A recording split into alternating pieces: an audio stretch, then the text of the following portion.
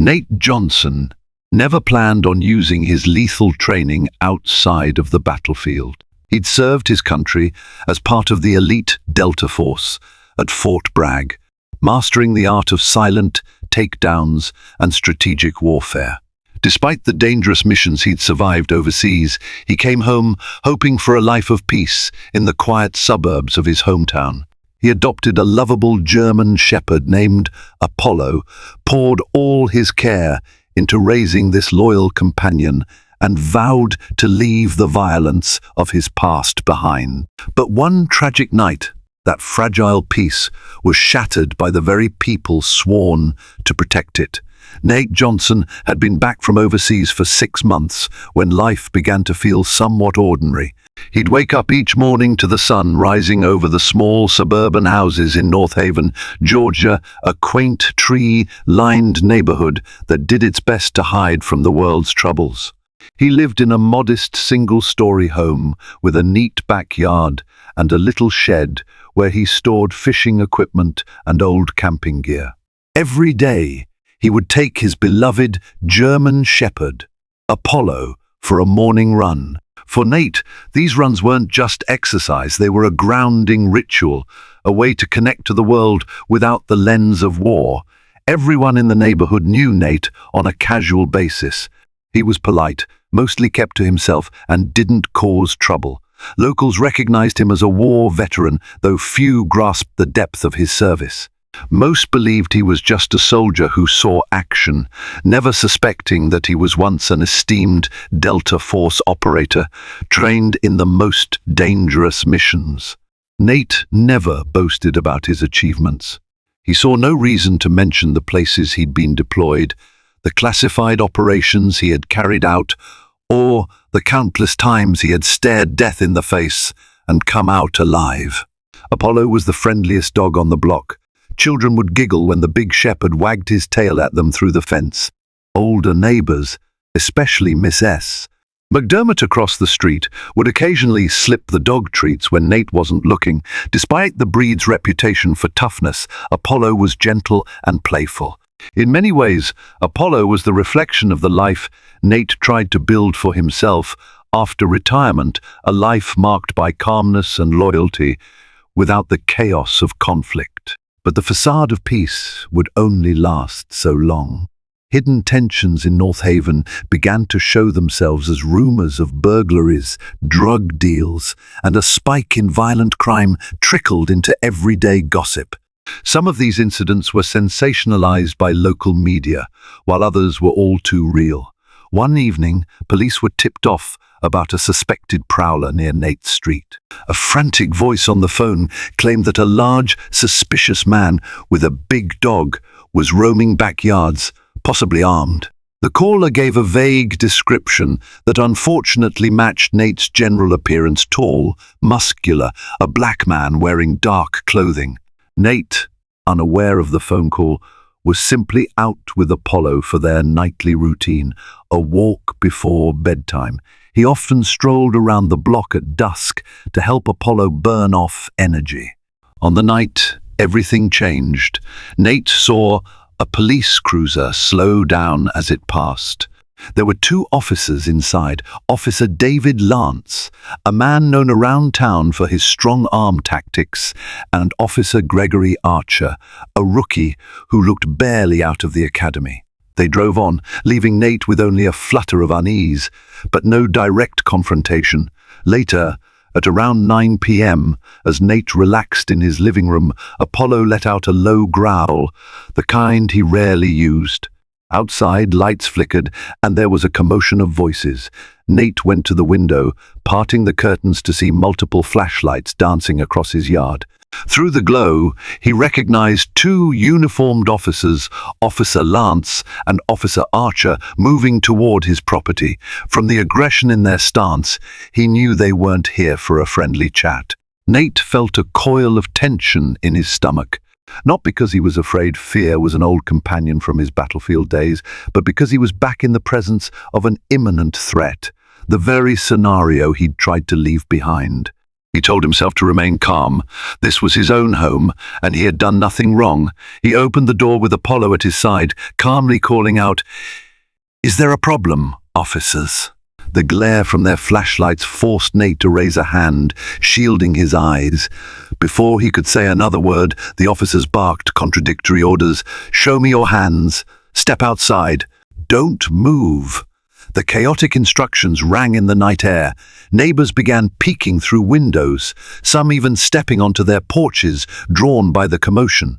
Nate complied, placing his hands up, his voice carrying over the tension. "I'm not resisting. I live here. I'm unarmed." Yet the officers' expressions were etched in hostility. Officer Lance, the more seasoned of the two, seemed especially on edge, as though anticipating a violent confrontation. He fixated on Apollo, who was standing calmly, ears pricked and eyes keenly locked on the strangers invading his territory. Apollo was a well-trained shepherd. He posed no threat unless commanded or provoked.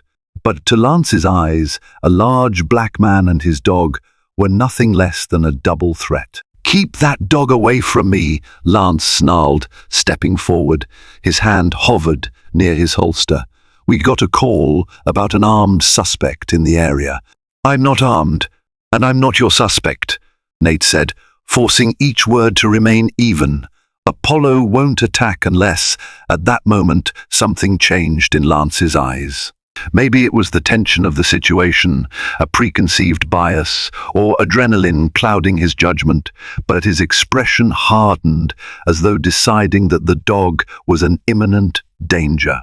Without warning, Officer Lance reached for his firearm. Nate's instincts screamed at him to move, but everything happened too fast. Before he could utter a single command to calm Apollo or step in front of his beloved dog, Lance fired. A single shot cracked the night sky. The bullet tore into Apollo's chest.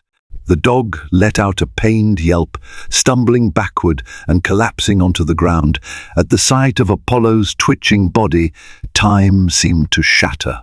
For a fraction of a second, Nate stood frozen, disbelieving.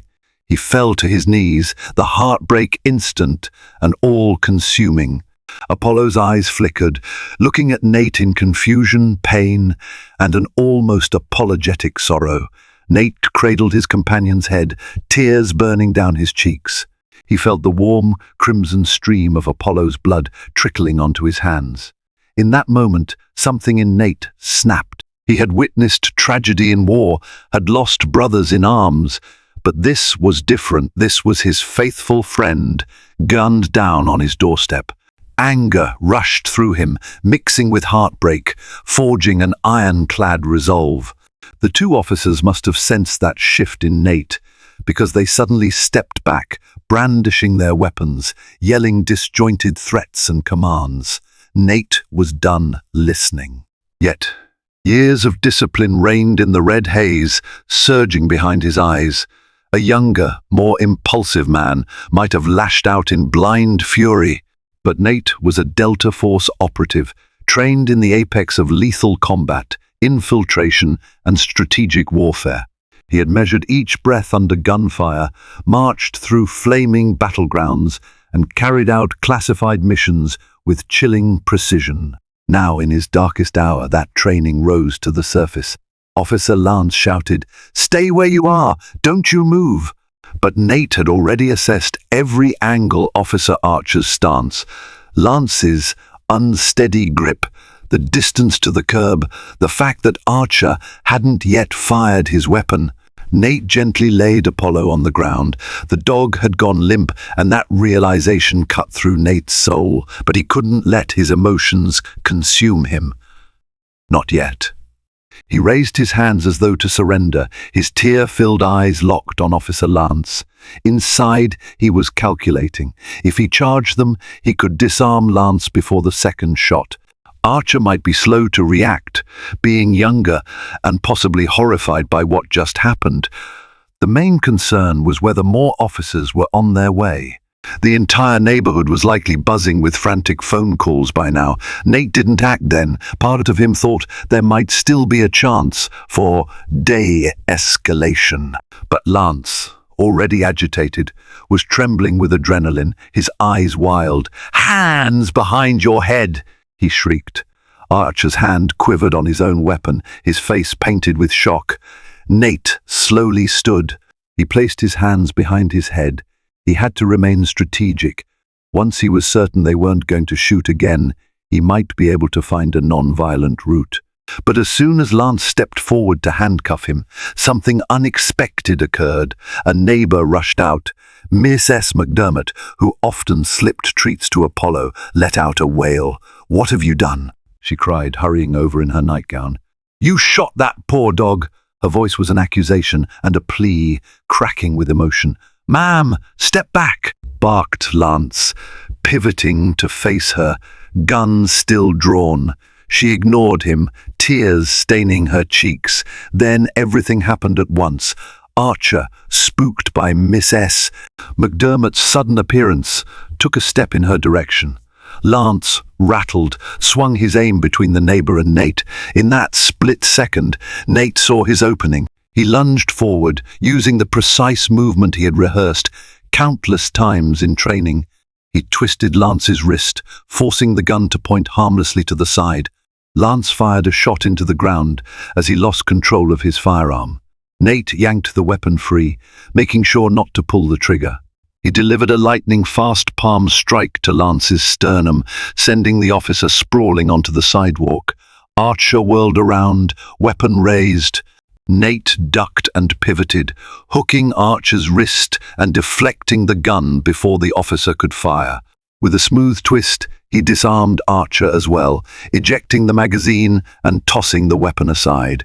Both officers were now on the ground or stumbling, momentarily stunned by the realization that they had been neutralized in seconds by a man they had no idea was a trained killer. Nate kicked the firearms out of reach. Adrenaline and heartbreak warred inside him. A part of him wanted revenge. His dog, his best friend, lay dead at his doorstep. Another part remembered the code of honor he'd lived by while serving. Do not harm the defenseless. He looked at the two officers, breathing heavily. "Stay down," he warned. Lance coughed, clutching his chest, trying to reach for his radio. Seconds later, sirens tore through the air, more police units swarming the cul-de-sac. Nate realized he was out of time. He stood there, arms raised as a show of non-aggression, but the incoming squad cars screeched to a halt, and more officers poured out, guns aimed. Shouts rang out in all directions. "On the ground! Drop your weapon! He's armed!" The confusion was deafening. Neighbors yelled, children cried, porch lights flared like spotlights on a macabre stage. Nate dropped to his knees, still weaponless, his hands high. It didn't matter. Officers tackled him, knees and elbows slamming into his back, pinning his arms behind him. He refused to fight back. He knew better than to escalate in this moment. Within seconds, his wrists were bound in plastic zip ties, cutting into his skin. A punch landed on the side of his face. He wasn't sure who delivered it. The metallic taste of blood filled his mouth. As they hauled him to his feet, he caught one last glimpse of Apollo's unmoving form. It felt like a piece of his soul had been torn away. They dragged him to a patrol car, tossed him inside. Sirens blurred with the sound of voices outside the window. He saw paramedics eventually arrive not for Apollo, but for the injured officers. He watched Miss S. McDermott clutch her robe, trembling, tears in her eyes. He thought about how many times that sweet old lady had given Apollo a pat on the head, praising him for being such a good boy. Over the next few hours, Nate found himself in a haze of interrogation. They took him to the North Haven police station, shoved him into a sterile, fluorescent-lit room, and cuffed him to a table. Questions bombarded him. Why did you attack two officers? Were you armed? Why did you resist arrest? He repeated the truth calmly, in measured tones, refusing to let them provoke him into anger. He demanded a lawyer, but they delayed the request, holding him under exigent circumstances. There seemed to be an internal panic. Two officers assaulted, one dog dead, a neighborhood in turmoil. The commanding officers realized they had a potential public relations nightmare. By morning, Word had spread of the shooting. Local news anchors reported the incident. Police shoot and kill a dog while investigating a possible armed prowler. A man is in custody after a violent altercation with law enforcement. 2 officers are recovering from injuries.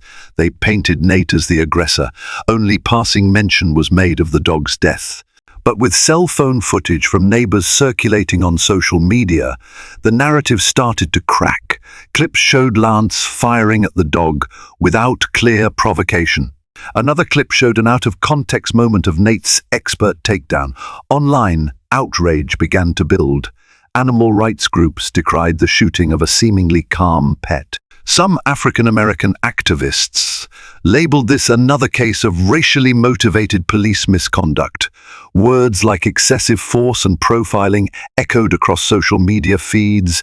Then someone doxed Nate's real identity, linking him to the honest Special Forces Operational Detachment Delta Force at Fort Bragg. It was all out there for the world to see. Public reactions soared. How could the police possibly think they could handle a Delta Force operator with the same bull-headed aggression they might use on a petty criminal? Anonymous accounts posted details from Nate's service record, though heavily redacted. It showcased that he was a top-tier soldier who had risked his life for his country many times. The story became a national conversation. A war hero's dog was shot in front of him. Then he was arrested and potentially charged with assaulting officers. Tensions flared, protests formed outside the North Haven Police Department. Residents marched with signs reading, "Justice for Nate, Black Veterans' Life Matters, and Stop Killing Our Dogs." Meanwhile, inside that sterile interrogation room, Nate waited. By the second day, a duty lawyer finally arrived. A calm, middle-aged man named Thomas Green. He introduced himself and pored over the details of the incident, looking more perturbed by the minute. The local district attorney, under intense public scrutiny, was also in the building. After an emergency meeting with the police chief, the DA made a call. They couldn't hold Nate without formal charges any longer. The risk of a high-profile lawsuit was enormous. So, in an abrupt turnabout, they agreed to release Nate pending investigation with the flimsiest measure of house arrest for the time being, meaning he'd wear an ankle monitor. When Nate was finally escorted out, cameras flashed in his face and microphones were thrust at him by reporters screaming questions. A handful of supporters cheered him on from behind barricades. Others, more cynically aligned with the officers, shouted curses about resisting arrest. Nate simply bowed his head and got into Thomas Green's car, ignoring the media frenzy.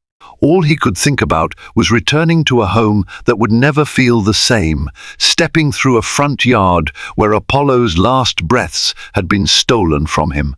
That afternoon, he sat at his kitchen table, the memory of the night still raw in his mind. Neighbors had cleaned the bloodstains from the pavement, left flowers and notes of condolence by the fence. Nate stared at a framed photo of Apollo on the counter taken during a lazy Sunday hiking trip to Cloudland Canyon State Park. How the dog had loved sprinting through trails, ears flopping, barking with joy at the wide open spaces. Nate placed the photo down, hands trembling. Another wave of grief welled inside him, and he let it wash over him. For a moment, he allowed himself to cry, raw and unguarded tears of rage and sorrow. Then he steadied himself. Delta Force training was all about adaptation, controlling your emotions and channeling them productively. He had lost a faithful companion. He wasn't about to let that injustice slide quietly into a bureaucratic vortex. He called Thomas Green. "I want to fight this," he said simply. "I want justice for Apollo, and for myself." Green cleared his throat. "We have a strong case, given the evidence. The media's all over this. I believe we can press charges of animal cruelty, excessive force, and we can probably negotiate dropping your charges entirely." Nate inhaled. "That's not enough. I need to ensure this doesn't happen again to anyone. I need accountability for these officers who shot first and asked questions later." Green hesitated before responding. we can pursue a federal civil rights case. But you should know it's an uphill battle. The department will fight tooth and nail. Nate's voice was cold steel. Then we fight. While the legal wheels turned, something unexpected happened. The police chief, Edward Burnett, resigned. In a press conference, Burnett cited personal reasons, but insiders claimed he was forced out by the mayor due to poor handling of the case. Officer Lance and Officer Archer were placed on administrative leave pending internal investigation. The story only gained more momentum. Animal welfare activists launched a fundraiser in Apollo's memory, raising thousands of dollars to support Nate's legal battle and local animal shelters. Military veterans spoke out on social media, outraged that a fellow serviceman, someone who had likely saved countless lives, had been so callously mistreated. Then came the final blow of karma. A thorough probe by the Georgia Bureau of Investigation, GBI, uncovered that Officer Lance had a history of complaints, excessive force, racial profiling, and wrongful arrests. His file had never led to formal disciplinary actions, but the pattern was unmistakable. Additionally, the GBI discovered that the anonymous 911 caller who'd reported a prowler actually described a completely different man, several blocks over, but Lance had willfully disregarded clarifying details to confront the first black man he saw with a dog that night. Shortly thereafter, the GBI findings went public and an internal affairs officer leaked body cam footage showing Apollo wagging his tail moments before Lance fired. A tail wag, a universal sign of canine friendliness. Public outcry exploded. In a rare move, the district attorney, under pressure from activists and even from some outraged members of law enforcement, filed charges against Lance for aggravated animal cruelty and second-degree assault for the altercation that night. Officer Archer, who had fired no shots, faced lesser disciplinary measures, but his career was tainted by association. It was rumored he tried to resign after the fiasco, haunted by guilt at having participated in a gross miscarriage of justice. Meanwhile, Lance lawyered up, claiming he feared for his life, that Apollo lunged at him, that he had probable cause to shoot, but the video contradicted every word of his testimony. When the day of the hearing arrived, Nate walked into the courthouse with his lawyer, Thomas Green, flanked by supporters in the lobby wearing shirts that read, "Justice for Apollo and Hero, not criminal." Nate was solemn, face set in a mask of quiet determination. He wasn't there for applause or spectacle. He wanted accountability. He wanted the man who took Apollo's life to face consequences. The hearing was a spectacle in itself. Lance, dressed in a suit and flanked by a grim-faced defense attorney, insisted he followed procedure. The prosecution played the body cam footage. Gasps rippled through the courtroom as onlookers saw Apollo, calm and wagging his tail, gunned down without warning. The judge's face hardened. Even the defense attorney looked pained as the footage ended. Thomas Green delivered a measured, persuasive argument. He explained how Nate had repeatedly complied, how no weapon was found on him, how the officers were the aggressors from the start. He told the court about Nate's Delta Force service, how he dedicated years of his life to protecting Americans at home and abroad. The mention of Nate's service record, albeit redacted, carried weight. Even the presiding judge showed a flicker of respect in his eyes. The trial spanned several days, each side calling witnesses. Neighbors testified, including Miss S. McDermott, who described the horrifying moment of Apollo's death. Lance tried to claim that the dog lunged, that Nate appeared threatening. But the contradictory videos and multiple eyewitness accounts dismantled his version of events. The jury's verdict came swiftly, guilty on both counts. Lance faced potential jail time and the end of his policing career. A hush fell over the courtroom when the verdict was read, and a subdued sense of relief washed over the public gallery. Officer Archer, having cooperated with the investigation to some degree, was not criminally charged but resigned from the force. In the wake of the trial, the city of North Haven settled a civil lawsuit with Nate for an undisclosed sum, rumored to be in the high six figures. The mayor announced a sweeping policy reform in the police department: mandatory body cams, improved de-escalation training, and an overhaul of the complaint review board to ensure that officers like Lance could not slip through the cracks. Media outlets that once portrayed Nate as the aggressor published op-eds praising his restraint, acknowledging the heartbreak of losing Apollo, and lauding the justice system for finally taking a stance against reckless policing. Nate gave a single press conference statement after the trial, standing on the courthouse steps with Thomas Green at his side. Cameras clicked, and he cleared his throat, voice resonating with subdued emotion. Apollo was family, he began, tears welling in his eyes despite his stoic composure. He was my calm after years of war. The men who took his life and tried to paint me as the threat, they were wrong. I served this country, and I love it with all my heart. But there has to be accountability when things go wrong at home. We need better training, better understanding, and better compassion in our police force. I'm grateful for the support I've received, and I hope this case can pave the way for real change. He paused, letting silence fill the air, then bowed his head. The crowd clapped, some even shedding tears. Camera flashes lit up the moment. Nate stepped away from the microphone, unwilling to say more. The grief of losing Apollo still raw. No amount of money or official apologies could ever replace his loyal companion. But at least now, the man responsible would face consequences. That, in itself, was a measure of justice too often denied. In the following weeks, Nate retreated from the public eye. He used part of the settlement to start the Apollo Foundation, an organization focused on supporting veterans with service dogs and advocating for police reforms regarding interactions with animals.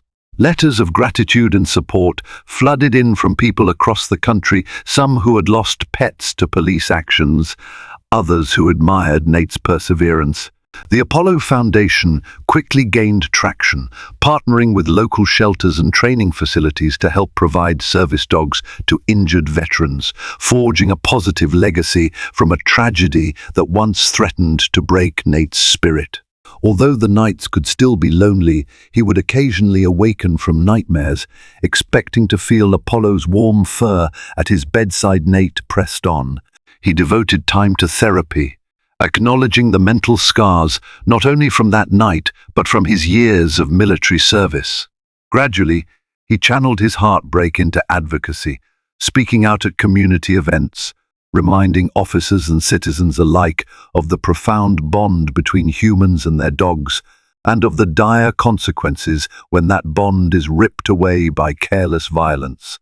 Through this journey, one thing remained certain: Nate Johnson, a Black Delta Force commander, had faced down war zones in foreign lands and bigotry in his own backyard. He had endured the unimaginable heartbreak of losing his best friend to a reckless bullet, and he responded not with blind vengeance, but with strategic action, resilience, and unwavering resolve.